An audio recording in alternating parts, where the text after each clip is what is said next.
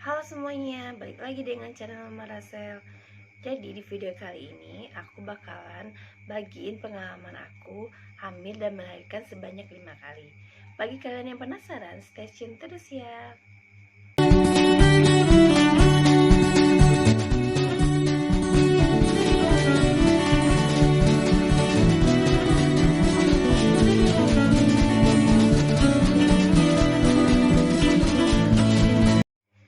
Oke, kita mulai pengalaman hamil pertama ya teman-teman. Jadi di kehamilan aku yang pertama itu, alhamdulillah sebulan setelah menikah aku langsung positif hamil. Tapi lucunya di kehamilan pertama itu, padahal aku belum telat, tapi aku udah merasa kalau aku itu udah hamil. Karena waktu itu pas aku mau ngangkat kain cucian, hari-hari aku itu terasa agak ngilu gitu. Jadi aku kepikiran, kok hari-hari aku ngilu ya, jangan-jangan aku hamil nih gitu. Tapi padahal aku belum telat loh teman-teman. Nah, tapi aku nggak tes pack juga, karena memang belum telat. Dan tapi waktu itu aku udah mulai masuk bekerja. Aku kebetulan bekerja di rumah sakit bersalin. Jadi setelah telat seminggu, aku minta check-in sama teman aku, minta di USG gitu. Ternyata memang belum kelihatan juga. Tapi setelah telat 2 minggu, aku langsung juga minta cek langsung ke dokternya. Alhamdulillah waktu itu udah kelihatan janinnya. Alhamdulillahnya selama menjalani kehamilan pertama ini, aku itu tidak begitu mengalami morning sickness karena aku tidak begitu mual, ada cuma sekali-sekali. Dan alhamdulillah aku juga makannya seperti biasa, nggak merasa nafsu makan berkurang atau gimana. Malah aku suka makan apa aja gitu. Aku suka makan buah, suka makan yang lain-lain juga gitu. Sampai aku hamil 9 bulan mau melahirkan. Dan alhamdulillah aku anak pertama itu aku lahiran normal dan merasakan gimana sakitnya. Tapi 2 minggu sebelum melahirkan itu aku rajin jalan pagi loh teman-teman, karena supaya nanti pas lahiran kita lancar, dimudahkan dan tidak lama gitu prosesnya. Setelah rutin jalan pagi itu, alhamdulillah aku udah mulai ngerasa sakit, udah mulai ngerasa kadang-kadang nyeri hari-hari menjalar ke pinggang. Terus aku juga rajin jongkok berdiri kayak naik tangga gitu loh teman-teman, supaya juga memudahkan persalinan nantinya. Itu tujuannya. Kalau kita mau bersalin itu, kita pasti mengalami beberapa tanda mau bersalin. Jadi kita harus mengenali tanda-tanda tersebut loh teman-teman. Tanda-tandanya antara lain seperti nyeri, kita mengalami nyeri ari-ari menjalar ke pinggang, terus keluar lendir bercampur darah dari vagina, jadi dari vagina atau jalan lahir kita. Terus juga kalau enggak keluar air ketuban. Nah, 3 itu kalau bisa, kalau kita ngalami di antara ketiganya atau ketiga tanda-tanda tersebut, sebaiknya kita secepatnya pergi ke bidan atau dokter terdekat. Nah, pengalaman aku di persalinan pertama itu, aku paginya aku keluar lendir bercampur darah.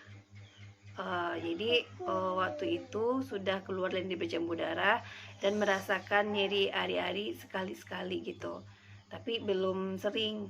Jadi aku masih tetap di rumah. Aku tuh rajin jongkok berdiri sambil supaya nyeri aku itu lebih kuat. Nah, setelah itu aku belum ada kemajuan, maksudnya sakit aku itu belum kuat, cuma sekali-sekali. Sampai besoknya itu paginya itu keluar lendir bercampur darah lagi teman-teman. Nah, setelah itu aku periksa ke bidan terdekat. Kata bidannya mana pembukaannya masih belum ada, sering-sering jalan dulu atau jongkok-jongkok dulu gitu, biar nanti mudah, atau pembukanya bertambah. Nah, aku di rumah seperti itu. Sorenya ternyata alhamdulillah semakin kuat tuh sakitnya aku. Sampai habis maghrib aku tuh nggak tahan lagi, teman-teman.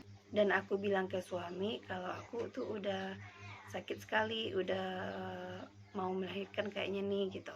Jadi kami langsung pergi ke rumah sakit, tempat aku bekerja, ke rumah sakit bersalin. Dan sampai di sana aku diperiksa di USG dan diperiksa, ternyata aku udah pembukaan 4. Nah, di situ aku udah dianjurkan, udah mau melahirkan, udah tinggal di rumah sakit itu buat nunggu persalinan. Dan aku diistirahatkan di kamar rawatan. Di sana aku sambil menunggu pembukaan aku tuh semakin bertambah.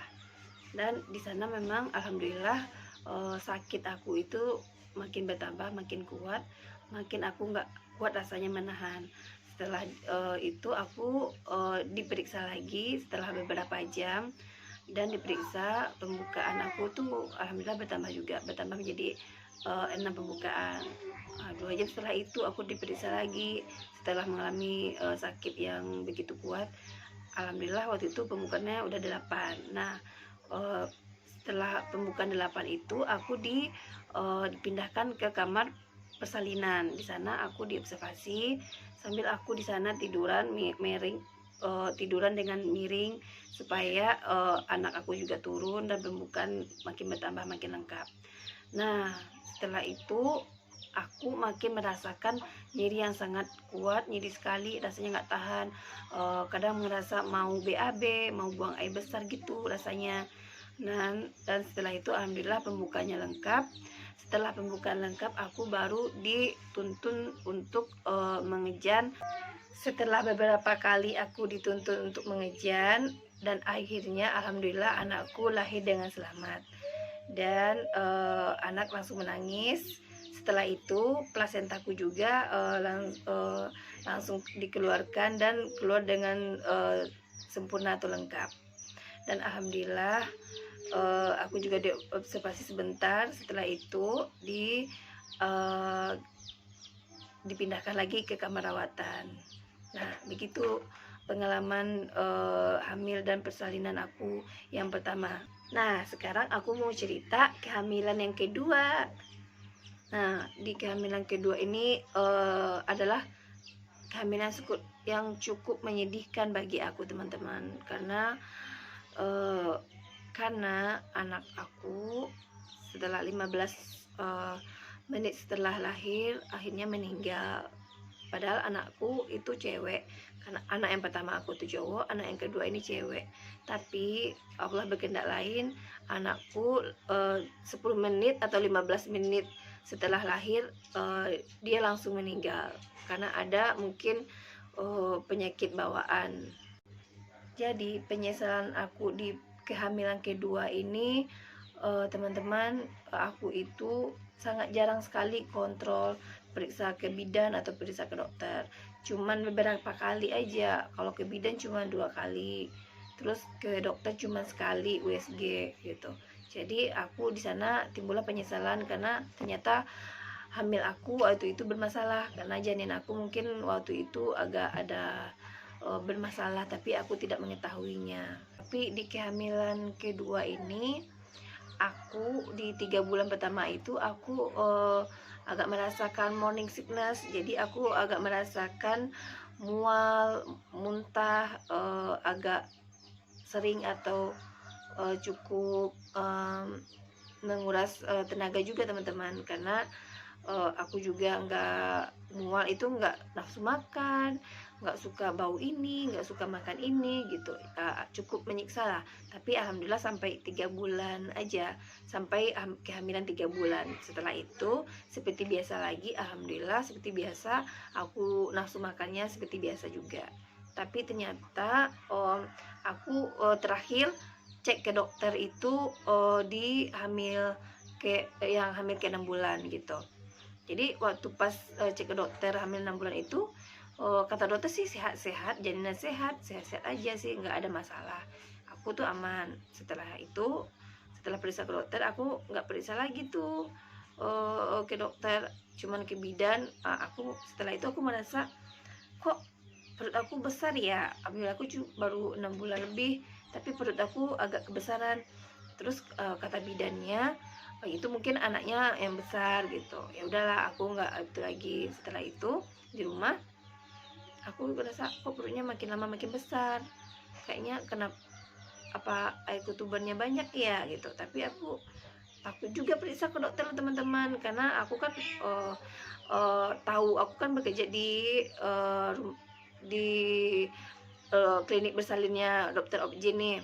Tapi jadi aku itu mengetahui sedikit, tahu lah kalau ketuban banyak itu berarti janinnya tuh ada bermasalah gitu. Tapi aku hanya kepikiran sendiri aja gitu. Di situ salahnya aku teman-teman, karena aku takut, jadi aku takut periksa ke dokter. Aku takut USG lagi. Ya udahlah, aku tunggu sampai lahiran aja gitu.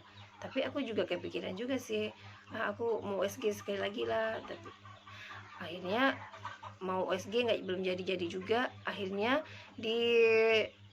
udah berapa minggu, 8 bulan lebih sedikit, ternyata aku tuh udah merasa sakit-sakit gitu, udah sering sakit-sakit. Dan akhirnya memang aku ternyata udah mau melahirkan pas hamil 8 bulan lebih gitu kan. 9 bulan kurang lah, 2 minggu kurang dari waktunya gitu. Jadi aku tuh langsung aja ke rumah bidan, nggak pergi ke dokter. Aku rumah bidan aja, terus cuman sebentar anakku itu lahir. Dan ternyata anakku itu langsung membiru dan tidak menangis. Melihat anakku tidak langsung menangis dan membiru, bidannya itu langsung kasih oksigen atau bantuan pernafasan gitu. Udah coba-coba tapi nggak berhasil juga. Dan akhirnya ternyata memang bidannya bilang anakku sudah meninggal gitu. Di sana aku sedih sekali rasanya, kayaknya sebentar aja gitu. Perasaan aku tuh aman-aman aja, anakku sehat-sehat aja, tapi ternyata anakku cuma 10 menit langsung meninggal. Dan di situ aku jadi penyesalan kenapa aku tidak langsung ke rumah sakit gitu, kenapa aku ke rumah bidan aja. Disitulah penyesalan aku di kehamilan kedua ini. Jadi saran aku buat kalian semua itu, kalau kalian merasakan sesuatu atau mengganjal rasanya di kehamilan kalian, kalau bisa langsung periksa ke dokter atau ke bidan terdekat secepatnya, biar nantinya tidak terjadi hal-hal yang tidak diinginkan.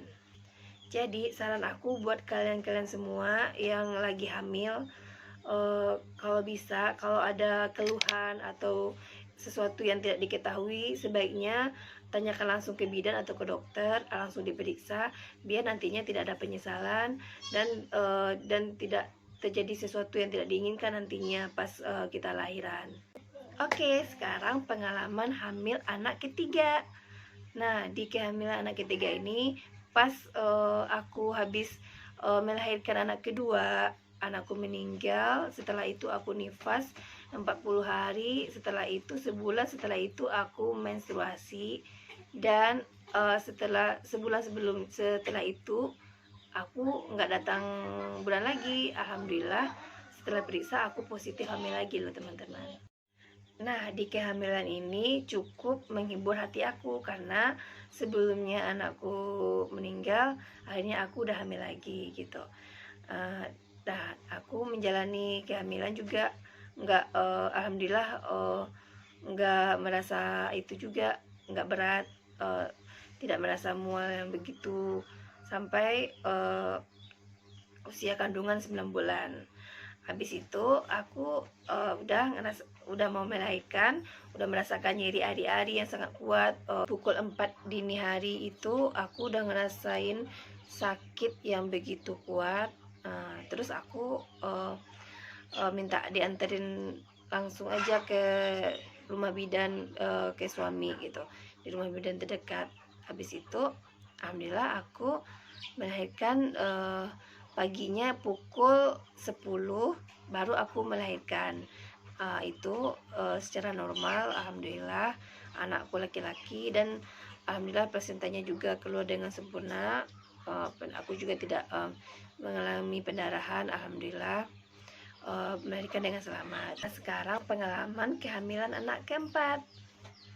Nah, di kehamilan anak keempat ini aku itu juga nggak ketahuan hamil, karena waktu itu aku masih ragu-ragu. Aku tuh nggak perhatikan menstruasiku tuh kapan ya datangnya gitu. Tapi yang dirasa waktu itu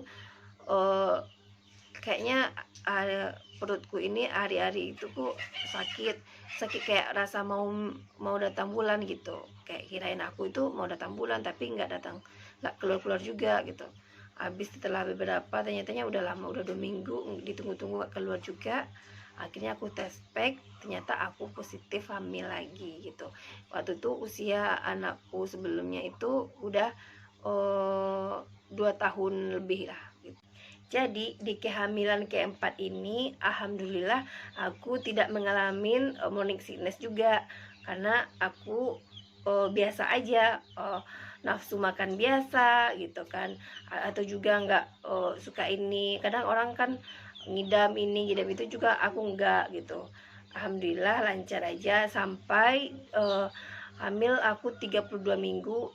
Di 8 bulan itu aku udah ngerasain nyeri his, namanya itu his palsu teman-teman. Aku ngerasain 15 sekali 15 menit itu nyeri gitu kan, nyeri hari-hari menjalar ke pinggang gitu.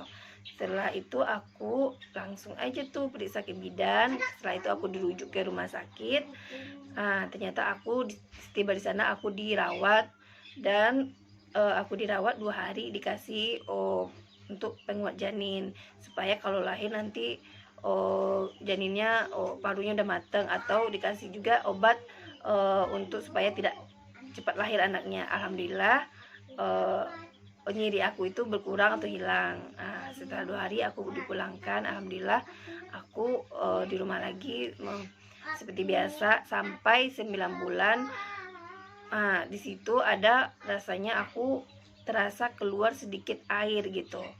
Nah, aku pergi lagi tuh ke rumah bidan, dan ternyata bidannya tuh ragu, aku juga ragu. Aku pengennya kalau bisa sih dirujuk ke rumah sakit gitu kan. Alhamdulillah aku dirujuk. Di sana aku diperiksa lakmus gitu, periksa apakah itu beneran air ketuban atau cuman air kencing doang gitu. Ternyata memang itu diperiksa lakmus, ternyata memang itu air ketuban. Dan akhirnya kata dokter aku harus, karena sudah berapa jam gitu, ternyata aku harus secepatnya anak aku dilahirkan. Setelah itu aku dikasih infus diinduksi supaya aku merasakan sakit. Namun setelah beberapa jam diinduksi, aku nyerinya itu nggak kuat juga teman-teman, cuman sekali-sekali doang, dan nyerinya itu pun tidak kuat. Habis beberapa jam itu aku diperiksa lagi sama dokter, ternyata pembukaan aku cuman masih satu. Dari di awal juga diperiksa juga cuman pembukanya cuma 1 gitu. Ternyata dokter menyarankan kalau jadi aku harus cepat dilahirkan, anakku harus secepatnya dilahirkan, terpaksa dengan sesar. Jadi aku setuju aja waktu itu, yang penting bagi aku anakku selamat. Jadi aku dipersiapkan untuk persalinan sesar, dan akhirnya aku di seksiu itu pukul 10 malam.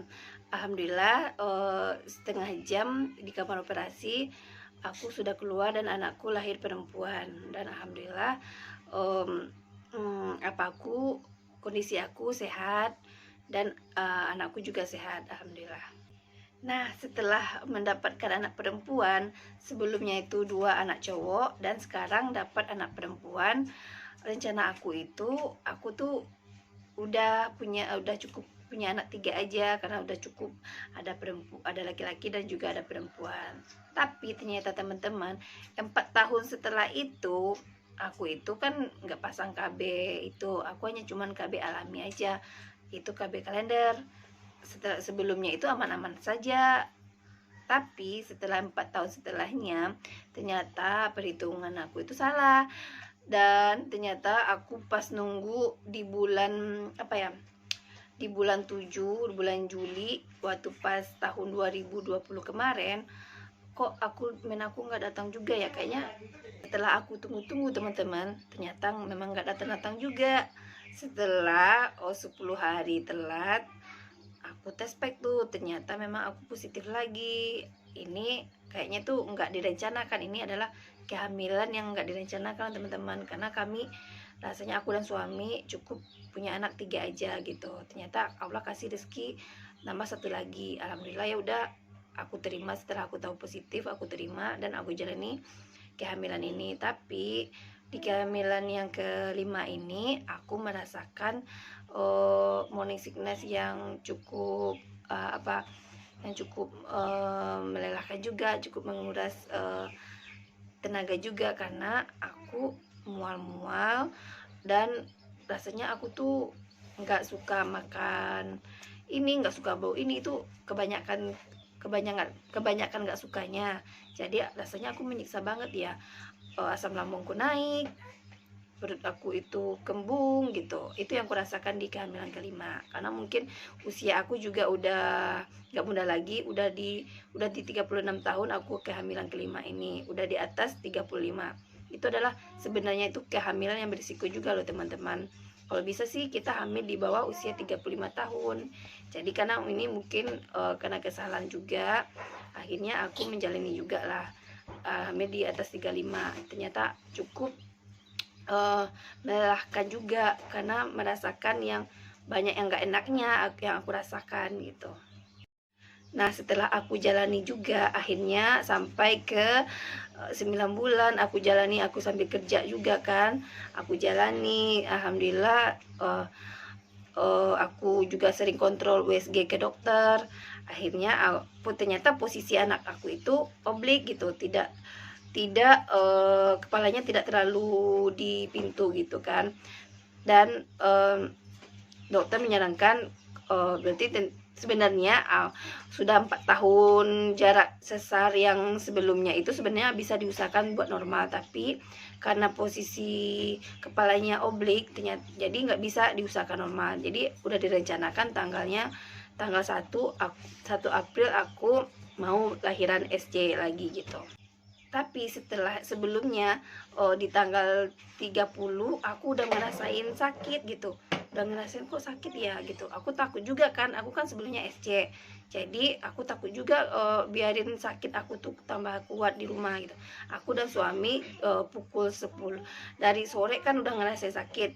Jadi ditungguin sampai malam, kayaknya makin kuat sakitnya. Jadi di pukul 10 malam kami buru-buru ke rumah sakit gitu. Nah, setelah itu aku direncanakan SC di paginya pukul 6, dan alhamdulillah di setengah 7 aku sudah masuk ke kamar operasi dan anakku lahir dengan selamat. Alhamdulillah anakku perempuan lagi.